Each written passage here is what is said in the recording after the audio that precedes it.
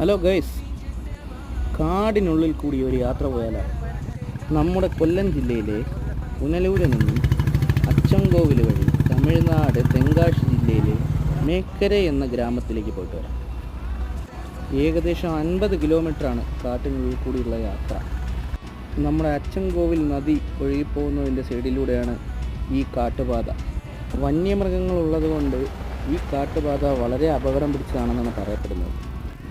ആന, പുലി, കാട്ടുപോത്ത് ഇവയെല്ലാം എപ്പോൾ വേണമെങ്കിലും നമ്മുടെ മുന്നിലേക്ക് പ്രത്യക്ഷപ്പെടാം.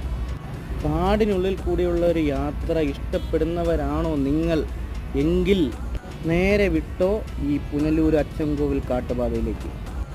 അച്ചൻകോവിൽ കഴിഞ്ഞ് നേരെ എത്തിച്ചേരുന്ന തമിഴ്നാട് ജില്ലയിലെ മേക്കര എന്ന ഗ്രാമത്തിലാണ്. തമിഴ്നാട് ഗ്രാമഭംഗിയും വെസ്റ്റേൺ ഗട്ട്സും നമുക്കിവിടെ നിന്ന് കാണാം.